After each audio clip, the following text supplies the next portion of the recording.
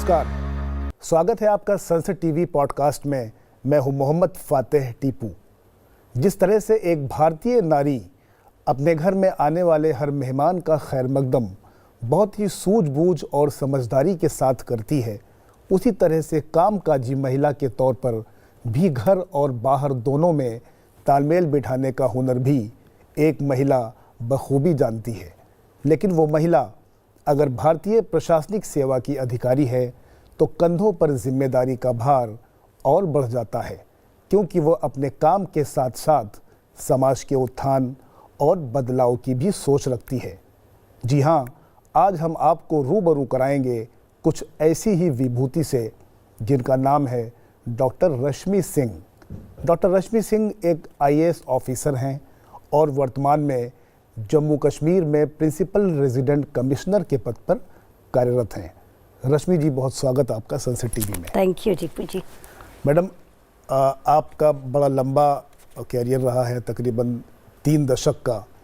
मैंने जब नज़र डाली आपके पूरे जीवन काल पर, सियासत से भी ताल्लुक़ रखती हैं आप। आपका जो बैकग्राउंड मैंने देखा, आपके दादाजी फ्रीडम फाइटर रहे और बिहार विधान परिषद के सदस्य के तौर पर भी उन्होंने काम किया।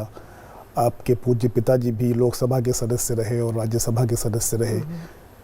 इन सब के बावजूद आखिर आपने सिविल सर्विसेज को ही क्यों चुना?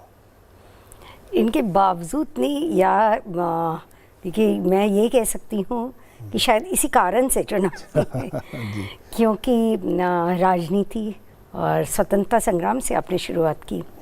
तो जिस संग्राम की बात करते हैं, बाबा का जो योगदान रहा या पिताजी का जो योगदान रहा राजनीति और साहित्य में, जिसके लिए वो जाने जाते हैं, और उनकी एक प्रिय पुस्तक थी राजनीति की धूप और साहित्य की छाँव। तो मुझे लगता है कि लोक सेवा की जो भावना है वो तो इसी पृष्ठभूमि से हमें मिली। क्योंकि जब हम बड़े हो रहे थे तो ये पृष्ठभूमि में हम सदैव देखा करते थे कि पिताजी का कैसे जुड़ाव था समाज के साथ में, लगातार बना रहता था। उनकी लेखनी में भी वही जुड़ाव है, सामाजिक चिंतन है। तो जैसे हम सुनते थे कि सिर्फ अपने लिए जिए तो क्या जिए, और निज हित नहीं, वो दूसरों का हित करने के लिए वो हमेशा तत्पर रहते थे। और जब हम पब्लिक सर्विस की बात कहते हैं, लोक सेवा की बात कहते हैं, तो लोक सेवा में वही भावना बहुत इम्पॉर्टेंट होती है। क्योंकि सिर्फ एक करियर नहीं है, सिर्फ एक नौकरी नहीं है, सिर्फ एक आजीविका का साधन नहीं है, बल्कि वाकई एक सेवा का माध्यम है। और अब हमारे प्रधानमंत्री स्वयं इसको कहते हैं, अपने आप को ही प्रधान सेवक, और हम सब भी मतलब जब सेवा करते हैं, पब्लिक सर्विस करियर जब चुनते हैं, तो मुझे लगता है कि वही सेवा की भावना हमारे अंदर हमेशा वो रहनी चाहिए कि लोकहित, लोक कल्याण। तो वही सिविल सर्वेंट की एक जो परिभाषा है जो पब्लिक सर्वेंट की, तो उसको आगे रखते हुए मुझे लगा जब मैं बड़ी हो रही थी कि ये एक अच्छा करियर है कि मैं भी कुछ डेवलपमेंट के लिए, विकास के लिए कुछ अपना योगदान दे सकती हूँ।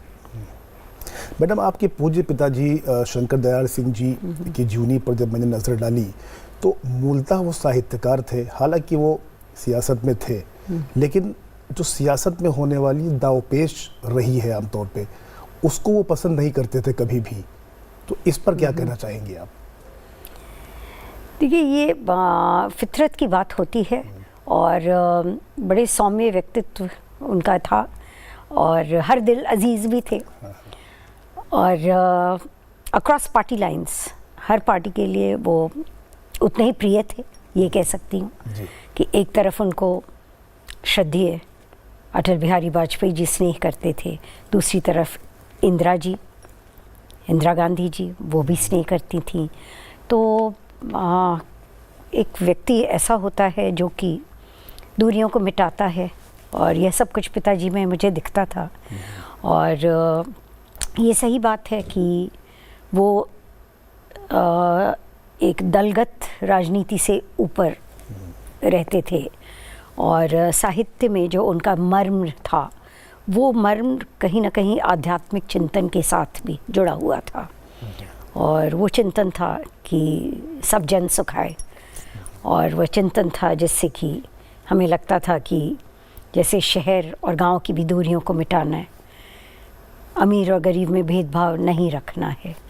तो ये सब चिंतन जो है उनको देख करके ये लगा कि जो आपने साहित्य की बात ये कही, तो साहित्य भी कहीं ना कहीं जो मनुष्य को ज़्यादा एक संवेदनशील बनाता है। राजनीति में भी तो बहुत ज़रूरत है संवेदनशीलता की। तो मूलतः जब आप साहित्यकार कहते हैं, मुझे लगता है कि साहित्य के एक चिंतक का जो हृदय होता है वो किसी भी डोमेन में, वो राजनीति है या हमारी लोक सेवा पब्लिक सर्विस करियर है, तो साहित्यकार का वह एक संवेदनशील हृदय जो है वो किसी भी प्रोफेशन में उसकी एक अहमियत होती है। वो डॉक्टर क्यों ना हो, वो लॉयर क्यों ना हो, वो पुलिस ऑफिसर क्यों ना हो, वो जुडिशरी से संबंधित क्यों ना, क्योंकि न्याय की एक कसौटी और न्याय की कसौटी तो हम कहीं भी रहते हैं। हम अगर एक अच्छे डॉक्टर हैं तो हम कभी किसी का ऑपरेशन नहीं करेंगे जब तक कि उसको वाकई ज़रूरत नहीं है। हम पैसे के लिए कुछ काम नहीं करेंगे, तो ये कसौटी होती है। या एक टीचर जो है वो बच्चे को कभी नहीं कहेगा कि तुम तो मेरे पास ट्यूशन पढ़ने के लिए आना शाम को, और दिन में वो नहीं पढ़ाएगा। तो वही संवेदनशीलता बहुत ज़रूरी होता है हर एक प्रोफेशन में। और तभी मैंने कहा कि अपना जो साहित्य का, एक साहित्यकार का जो दिल और दिमाग, जो पहले हम देखते थे कि लोगों में जोश लाना, लोगों में अच्छे साहित्य से उनके अंदर कुछ विचारधारा को और आदर्श मूल्य को प्रभावित करना, तो वो एक अच्छे साहित्य का, अच्छे साहित्यकार का परम जो है धर्म होता है। और किया भी है लोगों ने, ऐसा मैं मानती हूँ। हम ही लोग जब बड़े हो रहे थे तो जब हम दिनकर जी की, मैथिली शरण गुप्त जी की, जब ये सब हम लोग कविता पढ़ते थे तो मतलब बड़ा जोश आता था। जी। और स्वतंत्रता संग्राम में भी इसी तरह से जो है जब जोश भरने की ज़रूरत होती थी तो देखिए कि अच्छे साहित्य और अच्छी कविताओं के सहारे जो है वो लोगों में कितना जोश लाया जाता था। और आज भी ज़रूरत है हमारे युवा वर्ग में विशेषकर जोश लाने की, ताकि वो ज़्यादा से ज़्यादा जो है वो जोश में आकर के जिस देश के विकास, जिस रफ्तार को हम देख रहे हैं, तो उस रफ्तार में वो अपना योगदान करें। मैडम, आपका जो कैरियर रहा है ख़ासकर ब्यूरोक्रेसी में, तकरीबन 3 दशक आपने पूरे किए, और ये ख़ास बात मैंने पाई कि आपने अपने काम को कर्तव्य के तौर पर तो लिया, लेकिन जुनून की हद तक उस काम को पूरा किया जो आज भी देखने को मिलता है। और ये मैं मानता हूँ कि शायद वो आने वाले कई सालों तक बरकरार भी रहेगा। तो ये चीज़ आप में कहाँ से आई और आपने काम के ज़रिए अपनी पहचान बनाई? तो इस पूरे सफ़र को अगर मैं संक्षेप में जानना चाहूँ, समेटना चाहूँ, तो आप कैसे देखती हैं? देखिए, आपने बहुत इंटरेस्टिंग बात कही, और जो जुनून की बात है, मुझे अपना फिर पारिवारिक परिवेश याद आ रहा है और कुछ घटनाएं याद आ रही हैं। जैसे मैं अपनी पढ़ाई में जब इतनी तल्लीन हो जाती थी कि एक जो कंसंट्रेशन होता है, एकाग्रचित्त होकर के कुछ काम करना, तो उस समय यदि दिमाग जो है मेरा अगर पढ़ाई में है तो और कुछ भी जो है आगे पीछे हो रहा है वो उससे कट ऑफ करने की क्षमता रखती थी। और मतलब एकाग्रता कैसे बनाना है, तो वो अपना हमारा, कभी कभी मेरी माँ कहती थी कि परीक्षा है, ये है, खाना सामने है, मतलब उसको कोई भूख प्यास मतलब तुम्हें नहीं लग रही है, तो मुझे लगता था कि नहीं, ये भी मुझे डिस्टर्ब कर रहा है। या कभी ऐसा भी हुआ कि खाने में नमक नहीं था और मैंने खा लिया, और उन्होंने कहा कि अरे रश्मि, मुझे बड़ा अफसोस हुआ कि तुमने जो है वैसे। मैंने कहा मैंने तो ये नोटिस ही नहीं किया, क्योंकि मतलब उस समय तो पढ़ाई करना बस मेरे आगे वही एक लक्ष्य था कि ये करना है। अब काम जब करती हूँ तो वही एकाग्र होकर के काम करने की इच्छा भी होती है। तो जैसे अब मैं याद करती हूँ कि अपना दिल्ली में हमने एक सामाजिक सुविधा संगम या स्त्री शक्ति, मिशन कन्वर्जेंस, इस तरह के कुछ कार्यक्रम थे जिस पे कुछ प्रयोग किया था। और देखिए, वो प्रयोग का ये अंजाम था कि वो हमें इंटरनेशनल स्तर पे जो कैपैम होता है, Commonwealth association for public administration and management, तो कैपैम में 2 बार जो है उस पर हमें अंतर्राष्ट्रीय रूप में उन गुड प्रैक्टिसेस को उसको नवाजा गया। इंटरनेशनल ज्यूरी उसमें थी और उस कसौटी में मैंने काफ़ी तैयारी भी बहुत की थी। एक तो मेहनत की थी कि ज़मीन पे लाने पे, और दूसरी मेहनत की थी कि उसको कम्युनिकेट करने पे, क्योंकि कई बार होता है कि हम मेहनत कर लेते हैं लेकिन उसको मतलब उसके प्रिंसिपल्स क्या है, उसके एलिमेंट्स क्या है, वो ठीक से बता नहीं पाते हैं, और राइट स्टेक होल्डर्स तक वो नहीं जब लेकर के जाते हैं तो उसका एक नुकसान होता है। नुकसान क्या होता है कि आपकी प्रैक्टिस बस आप तक सीमित हो जाती है, और जब हम उसके बारे में संवाद करते हैं, कम्युनिकेट करते हैं, तो अवार्ड्स एंड रिकग्निशंस जब आता है तो अवार्ड्स का होता है कि वो बड़े पैमाने पे चीज़ें जाती हैं, तो उसमें उसी तरह के एलिमेंट्स थे। महिलाओं को कैसे हमें केंद्र में रख करके कार्य को करना है, कन्वर्जेंस जो कि आज की तारीख में बहुत आवश्यकता होती है कि कैसे हम कोऑर्डिनेशन के साथ में, यूनिफाइड वे में, एक कॉमन गोल के साथ में अलग अलग विभिन्न एक्टर्स जो है काम कर पाए। कन्वर्जेंस पे बहुत एक्सपेरिमेंट्स किया, तो ये मेरे साथ हमेशा ये टर्म्स जो है वो फिर जुड़े रहे समन्वय के साथ में। जैसे अंडमान निकोबार सद्वीप समूह में मैं गई, वहाँ पे अलग अलग आइलैंड में हम समन्वय कैंप को करते थे, यानी वहाँ जो डिपार्टमेंट्स हैं जो नहीं पहुँच पा रहे थे लोगों तक, या अलग अलग डिपार्टमेंट जो है वो जाता था अपने स्कीम को लेकर के जाने, तो एक कैंप के माध्यम से बहुत सारे डिपार्टमेंट्स जो है वो आगे लोगों को, जो हमारे टारगेट ग्रुप है उनको एक साथ हम लेकर के आए और उनको एनरोल करना शुरू किया विभिन्न विभाग के स्कीम को। तो ये क्योंकि मेरा इसमें एक्सपीरियंस रहा, अनुभव रहा, तो इसको करने में जो है एक तरह से मुझे मतलब प्रामाणिकता के साथ, एक जिसको एविडेंस बेस्ड प्लानिंग कहते हैं, तो मैं लोगों को कह पाई कि हम ऐसा प्लेटफॉर्म करें जहाँ पे हम लोग जो है एकजुट होकर के सरकार के विभिन्न स्कीम को लोगों तक पहुँचा पाए। और जम्मू कश्मीर में यहाँ रेसिडेंट कमीशन में इसी तरह का एक एक्सपेरिमेंट किया। शुरू में लगता था बहुत मुश्किल है, लेकिन वो सबों के एक कोऑपरेशन के साथ में बड़ा सक्सेसफुल हुआ, जिसको संभाव उत्सव कहते हैं।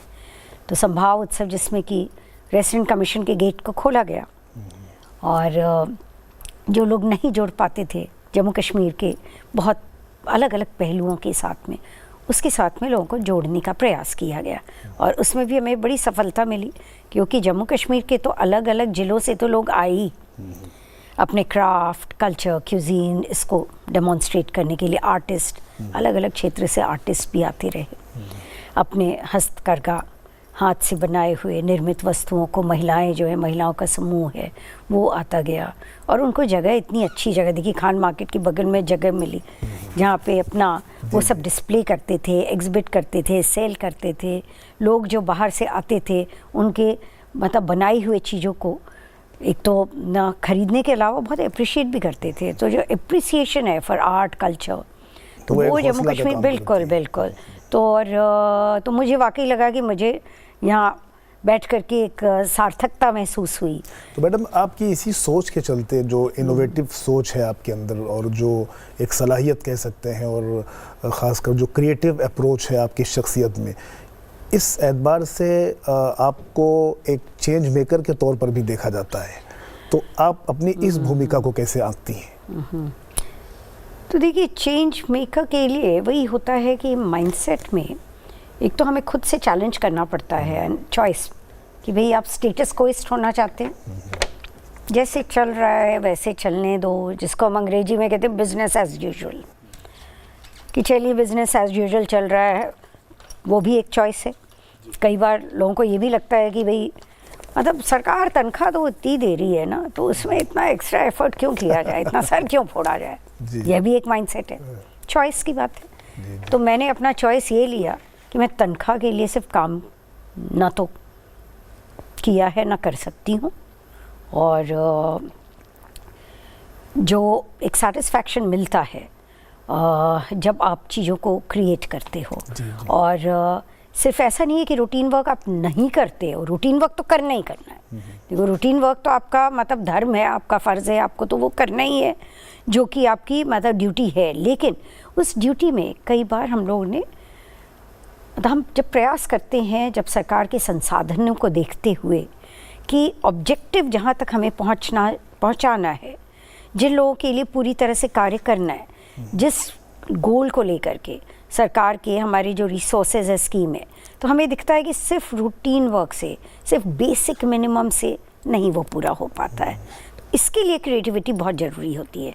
और हर जगह मैंने महसूस किया, हर एक पोर्टफोलियो में मैंने महसूस किया कि इतना स्कोप रहता है, वही संसाधन है, कोई आपको एक्स्ट्रा पैसा रुपया नहीं चाहिए, वही उसी संसाधन में यदि हम थोड़ा सा स्ट्रेच कर लेते हैं, जी, जी। जैसे एक्सरसाइज में हम स्ट्रेच करते हैं जी बिल्कुल। तो हमें लगता है कि नहीं हमारा बॉडी जो है ज़्यादा फिट हो गया है, तो वैसे ही हो जाता है जब हम अप्लाई करते हैं अपने रिसोर्सेज को, हम थोड़ा स्ट्रेच कर देते हैं, तो उसी संसाधन में जो है वो 1 + 1 जो है वो 11 हो जाता है, 2 नहीं रहता है। तो मैंने एहसास किया कि वो मेहनत की बात है, और मतलब यह भी होना चाहिए कि आपको कन्विक्शन भी होना चाहिए।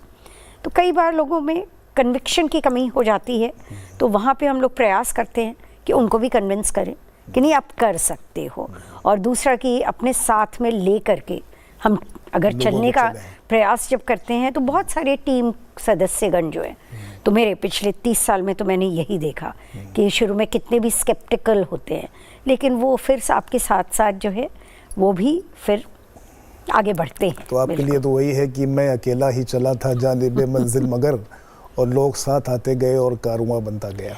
बहुत बनता गया। और मतलब मैं तो हमेशा अपने आप को बहुत मुझे लगता है कि मतलब गौरवान्वित भी महसूस करती हूँ इस बात के लिए कि हमेशा लोगों का अपना सपोर्ट मुझे मिला, मतलब टीम का और महिलाओं का विशेषकर, क्योंकि महिलाओं में जो मेरी जर्नी रही है तो वो बहुत सारे काम ऐसे हुए हैं जो कि अपना महिला सशक्तिकरण से जुड़े हुए रहे। मैडम, आपको देश के राष्ट्रपति ने आपके तमाम उपलब्धियों, सामाजिक कार्यों, ब्यूरोक्रेसी में भी जो आपने उपलब्धि हासिल की, उसको लेकर स्त्री शक्ति अवार्ड से नवाजा है। उसका कुछ आपके पास, आपकी स्मृति में कुछ खास पल हो उसको लेकर के, तो आप संक्षेप में साझा करें। देखिए, उस समय अवार्ड जो थे स्त्री शक्ति के, अभी के स्त्री शक्ति अवार्ड से थोड़े अलग थे। तो अभी तो संख्या मतलब ज़्यादा है, और एक बहुत अच्छी बात क्या हुई है कि आज के स्त्री शक्ति अवार्ड जो कि मंत्रालय जो वाला इंस्टीट्यूट किया गया है, उसमें ग्रास रूट लेवल बहुत लोगों को लिया जाता है जिनकी कोई पहचान नहीं है, और उनको भी उनके हुनर को देखते हुए भी अलग अलग फील्ड से वैसी महिलाएं आती हैं। जी जी। मुझे जब ये स्त्री शक्ति अवार्ड मिला उस समय बहुत कम लोग, मतलब अलग अलग फील्ड से एक एक ही को लिया जाता था, और मेरा जो क्षेत्र था वो पब्लिक सर्विस का था, और उसको देवी अहिल्याबाई होलकर स्त्री शक्ति अवार्ड बोलते थे। तो जब आपने स्मृतियों की बात कही, तो स्मृति में ये ज़रूर बताना चाहूँगी कि जब मुझे इस नाम से अवार्ड मिला तो मुझे इच्छा हुई जानने की, तब तक मुझे वाकई में देवी अहिल्याबाई होलकर जी के जीवन के बारे में उतना कुछ खास पता नहीं था। तो जब ये देखा कि नहीं उनके नाम पे ये पब्लिक सर्विस अवार्ड है और उनके बारे में और जानने का प्रयास किया, तो फिर ये दिखा, और वहाँ तक गई भी मैं, इंदौर में और मध्य प्रदेश में जहाँ पर उनका ओरिजिनल जो स्थान है, तो वहाँ पर मैं गई भी, और वाराणसी से भी कनेक्टेड हूँ। वाराणसी जब जाती हूँ लोग बताते हैं कि कैसे वो उनकी स्मृति में और उनके सपने में किस तरह के वो सपना आया और उनका क्या वाराणसी से कनेक्ट है। तो बहुत सारे उनके ज़िंदगी के पहलू जो थे, जहाँ वो एक तरफ धर्म था, धार्मिक परायण विदुषी महिला होने के साथ साथ जो है न्याय परायण, जो जस्टिस हम कहते हैं, वो पूरा।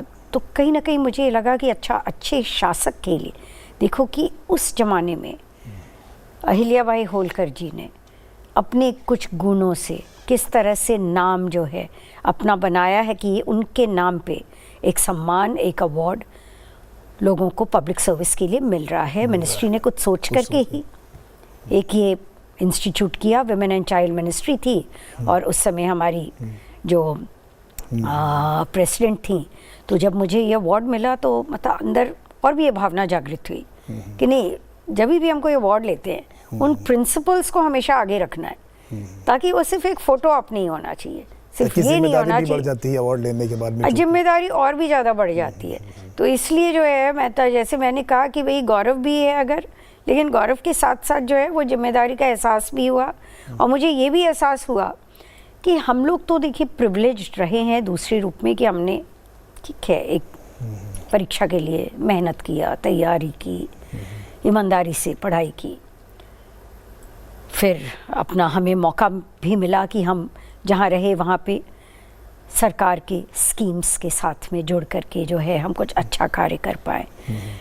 लेकिन साथ ही साथ मुझे लगता है कि कई ऐसी बच्चियाँ हैं जिनका ड्रीम्स है, एस्पिरेशन है, जिनके अंदर हुनर है, लेकिन शायद उनको मौका नहीं मिल पाता है। मैडम, इसके साथ ही आपको अमेरिका के मिनेसोटा विश्वविद्यालय ने भी लीडरशिप अवार्ड से भी नवाजा है, तो वो किस लिए मिला, थोड़ा उसके बारे में भी आप संक्षेप में बताइए। देखिए मैं 2007 में गई थी अमेरिका DOPT में, एक जो कोर्स मास्टर्स करने के लिए ये होता था, जो ministry of department of personal and training है, तो उसके तहत जो है वो एक फेलोशिप होती थी जिसमें हमने एडमिशन कराया था यूनिवर्सिटी ऑफ मिनेसोटा का Hubert Humphry institute of public affairs. वहाँ पे पब्लिक एडमिनिस्ट्रेशन में मेरा कोर्स था एंड पब्लिक एडमिनिस्ट्रेशन में मैंने शिफ्ट किया क्योंकि मैं हिस्ट्री की स्टूडेंट थी। हिस्ट्री में मैं एक बार MA कर चुकी थी, लेकिन यहाँ मुझे मौका मिला कि मैं पब्लिक एडमिनिस्ट्रेशन, जब पब्लिक एडमिनिस्ट्रेशन ऐसे ही मेरा कार्य करते हुए जो है अपना बहुत इंटरेस्टिंग तो लगता ही था कि भाई पब्लिक सर्विस के लिए मतलब थोड़ा हम ये भी समझे, उसकी थ्योरी को भी समझे, प्रैक्टिकल तो था ही था, कर ही रहे थे, लेकिन अपने मुझे लगता है कि समय के साथ साथ हर आदमी को यह भी आवश्यकता महसूस होती है कि हम और भी कंटेम्प्रेरी अपने नॉलेज को कैसे कर पाए। तो जब ये मौका मिला वहाँ गई, एक साल जो पब्लिक एडमिनिस्ट्रेशन में काम किया, हमारे प्रोफेसर थे प्रोफेसर गैरी डी क्रेमर, जो कि यूनाइटेड स्टेट्स ऑफ अमेरिका में सेनेटर भी थे। और वहाँ एक बड़ा अच्छा प्रिंसिपल मैंने देखा कि प्रैक्टिशनर्स को एकेडमिया के साथ में जोड़ने का। तो प्रैक्टिशनर्स थे, उन्होंने पॉलिटिक्स में वो रहे, और यहाँ पे जब मैं गई थी वो डायरेक्टर थे हमारे पूरे पब्लिक अफेयर्स के उस कोर्स का। उनकी एक किताब भी बड़ी फेमस थी जिसका नाम था leadership for the common good. मुझे बहुत अपील किया वो भी, अच्छा ये कॉमन गुड, ये लीडरशिप क्या ये है। तो फिर वो सब प्रिंसिपल्स जो हैं और बहुत सारी किताबें वो देते थे मैं पढ़ने के लिए, जैसे एक north campus, align with your north campus, तो ये क्या है, तो इसकी उत्सुकता हुई। तो ये सब करते हुए मैं वहाँ पे अपना बड़े सक्रिय रूप से अपना योगदान देती रहती थी अलग अलग सोशल प्लेटफॉर्म्स पर भी। तो इंडिया को लेकर के एक बार जो है वो चर्चा हुई, कोई चाइना को रिप्रेजेंट कर रहा था, मैंने इंडिया को रिप्रेजेंट किया। मुझे आज भी याद है प्रोफेसर गैरी डी क्रेमर ने बड़े खुश होकर के मुझे कॉन्ग्रेचुलेटरी मैसेज उस शाम को भेजा है कि you were a true ambassador of India. I wish I was actually, मतलब लेकिन उस समय उस एक साल के कार्यकाल में बहुत कुछ ये करने का मौका मिला।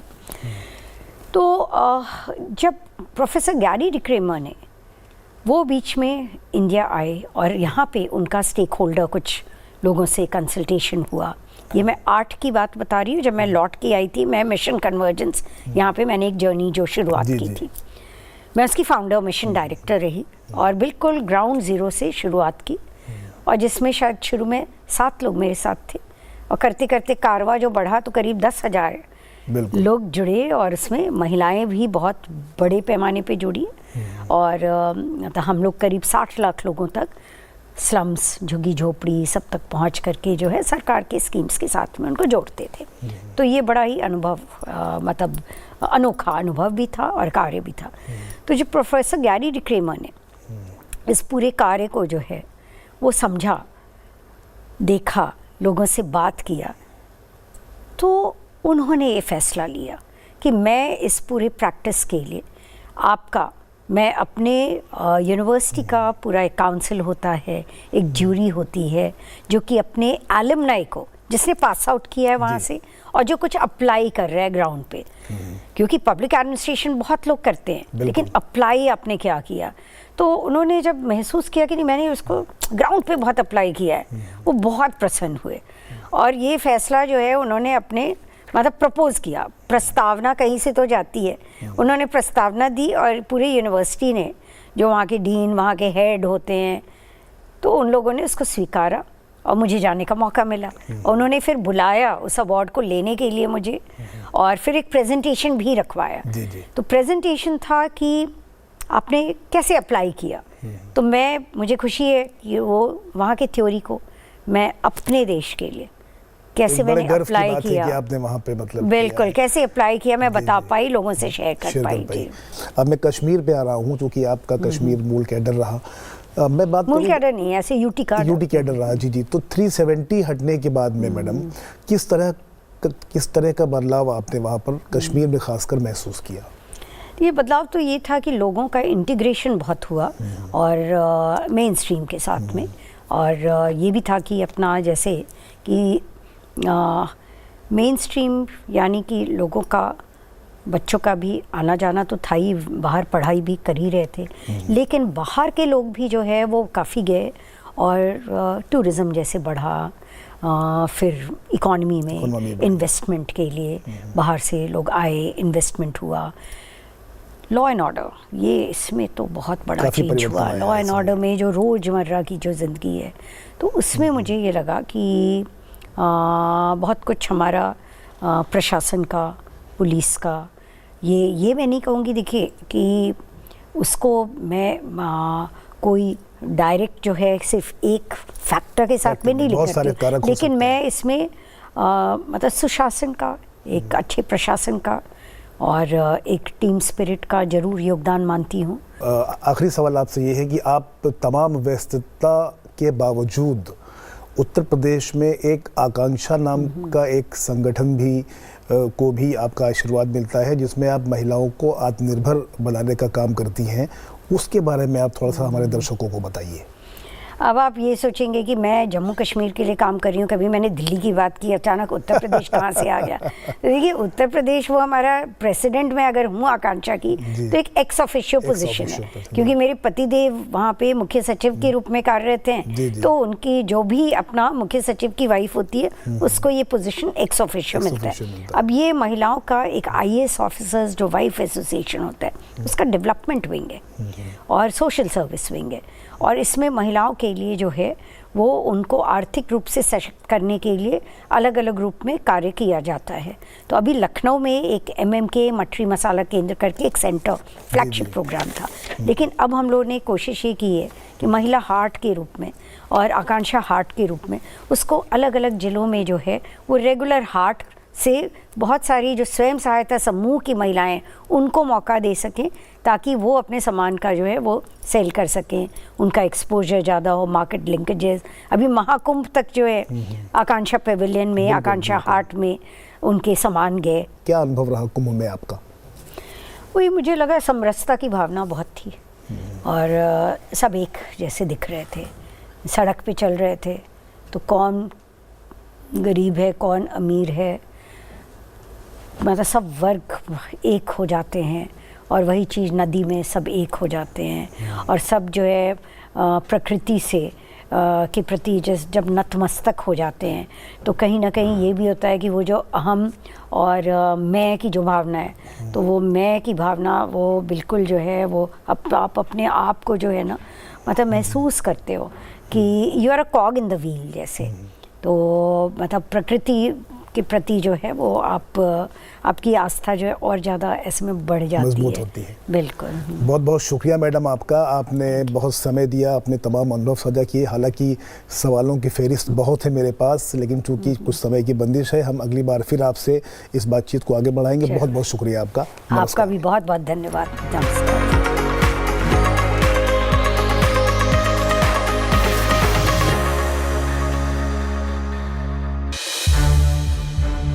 संसद टीवी के और भी प्रोग्राम्स देखने के लिए सब्सक्राइब करें हमारा YouTube चैनल, और हाँ, इन्हें लाइक और शेयर करना ना भूलें।